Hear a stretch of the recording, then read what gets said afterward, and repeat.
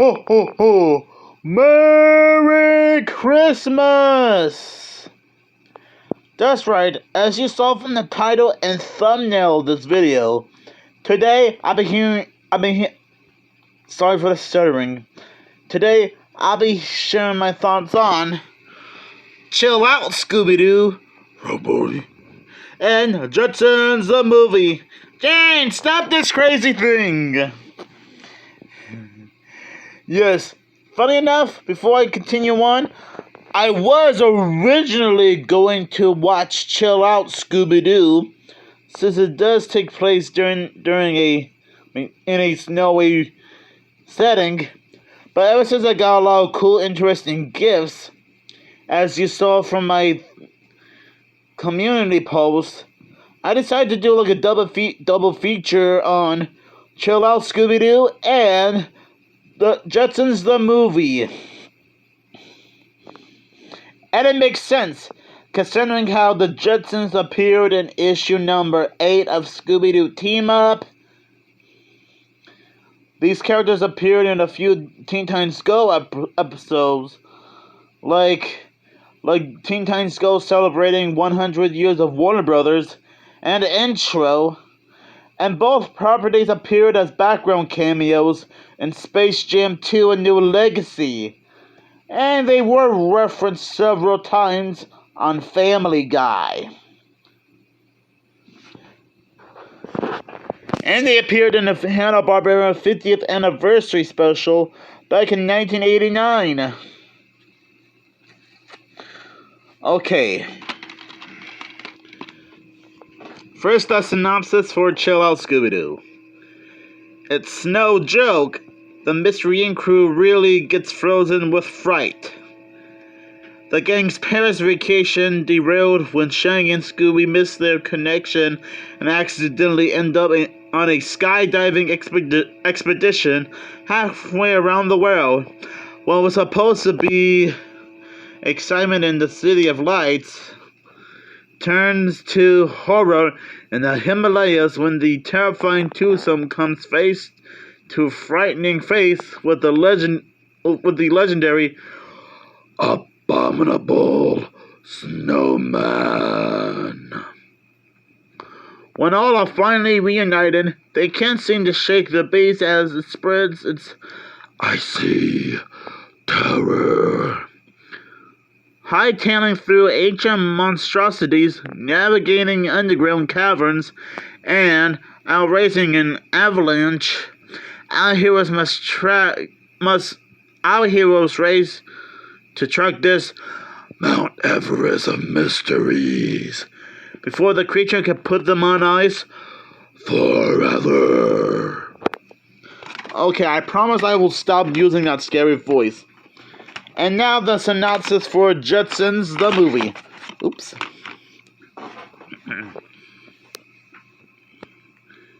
A fun and loving flick that all will appeal to all ages.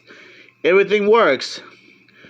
Set off for some intergalactic fun with America's favorite family of the future in their full-length animated movie.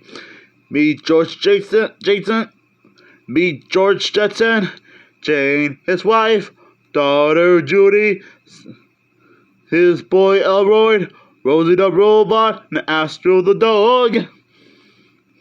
The family, as they move to an asteroid filled with space-age wonders, but when they discover that George's new company is distributing the home of friendly underground creatures named the Grungies, they'll have to work together to spread peace on their new space place.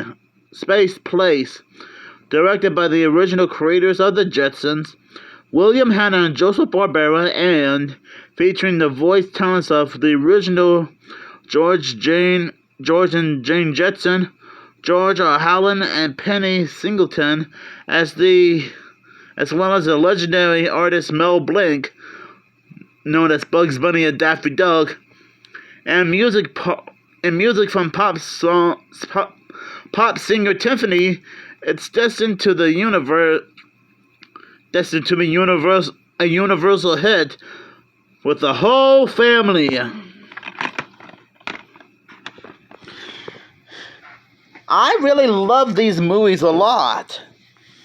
For Chill Out Scooby-Doo, it was pretty unique seeing Scooby and the gang solve a mystery in the Himalayas, which is somewhere in Asia, if I'm correct.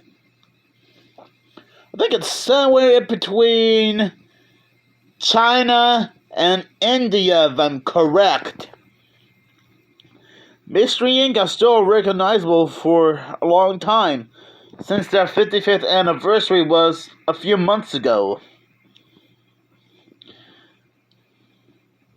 Chill Out Scooby-Doo was the last movie that had any involvement of Iwa Takamoto, who isn't a stranger to Hanna-Barbera in general, since he has worked on a few other Hanna-Barbera related projects other than Scooby-Doo, like Penelope Pit Stop, Wacky Races, and a few more.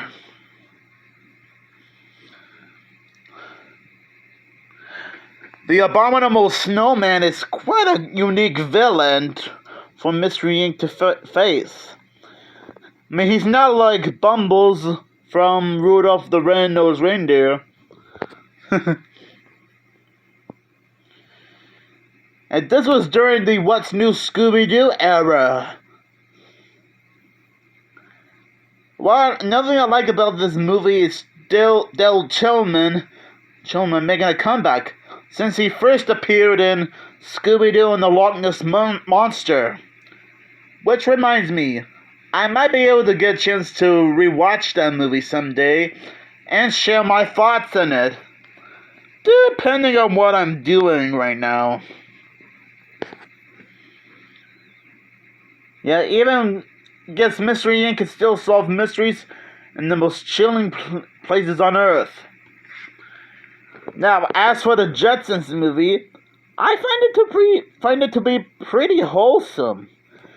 And sure, maybe it's not like a perfect movie, but I wouldn't necessarily call it awful or anything. And I think it is cool to see an animated Hanna-Barbera movie be shown on the big screen. The Jetsons are pretty recognizable in the animation community and Hanna-Barbera in general. And yes, I have been very familiar with the Jetsons for quite some time now. Not to mention I also got this movie on VHS somewhere.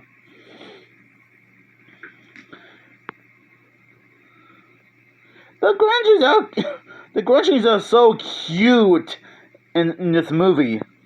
I almost thought that they were gonna be like Big Beast or something. Oh boy.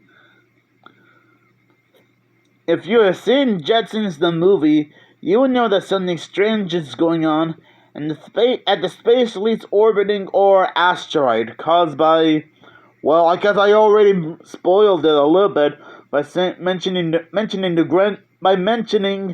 Grunchies, since they probably have something to do with their plan being tampered. I'm sorry about the spoilers. And the reason why they had to do it is because they had to save their home from being wrecked. Oops. I'm sorry, guys. I didn't mean to spoil it a bit. But for a movie made back in 1990, eventually 34 years ago, it's pretty wholesome. It's pretty cool. Yeah, Jetsons the movie I think Universal Studios has some involvement of Jetsons the movie. And this isn't the first time that Universal worked on a Hanna-Barbera related project. I mean, they also worked on the 2 live-action Flintstones movies, and they even worked on the live-action Josie and the Pussycats movie. And they even made the Fantastic World of Hanna-Barbera ride back in Universal Studios Florida in the 90s. And yes, I have seen countless videos of the Fantastic World of Hanna-Barbera ride on YouTube. And I kind of wish it was still there now, because I would have loved to know what it was like being on that ride. But yeah, anyways, the Jetsons the movie is quite a fun movie. It's still the characters are still recognizable now. And I think Jetsons the movie was the last Jetsons related project the last project that Mel Blanc and George Holland has worked on. You know, the original voice of George Jetson and Mr. Spacely themselves, who sadly died during the film's production. Quite sad when you think about it. But I'm glad that they were dedicated in the movie's credits.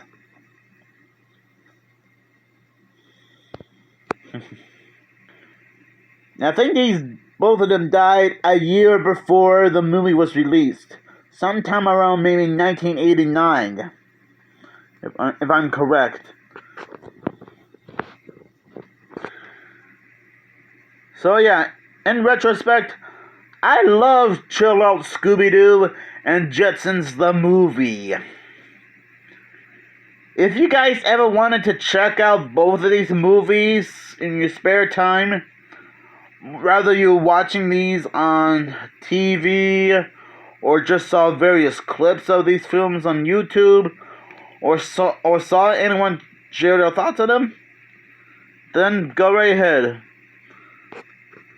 Even though you might not be big fans of either one of these movies, depending on your point of view, Chill Out Scooby-Doo and Jetsons the movie are pretty enjoyable to watch over and over again.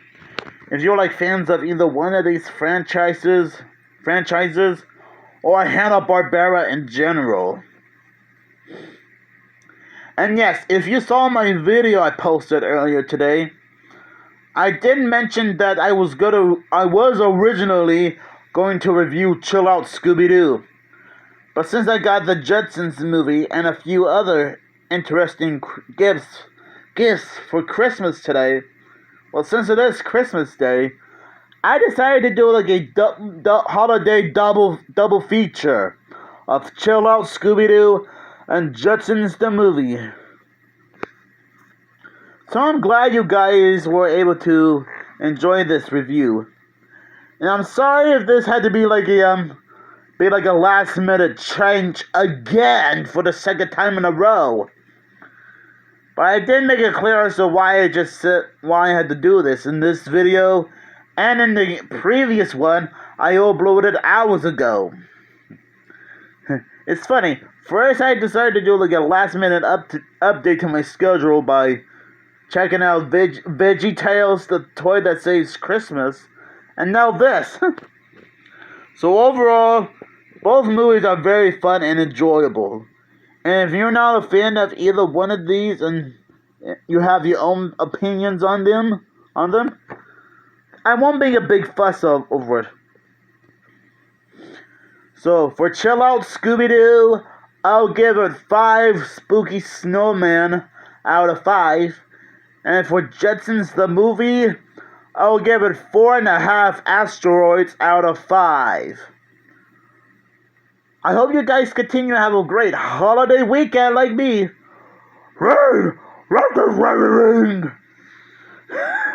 I'm sorry, I couldn't resist doing my Scooby-Doo impression and saying the classic "Jane, stop this crazy thing" line. It just seems, either one seems very irresistible if you know what I mean. But anyways, and George Jetson. Okay, that was probably an awful George Jetson impression, and I apologize for it.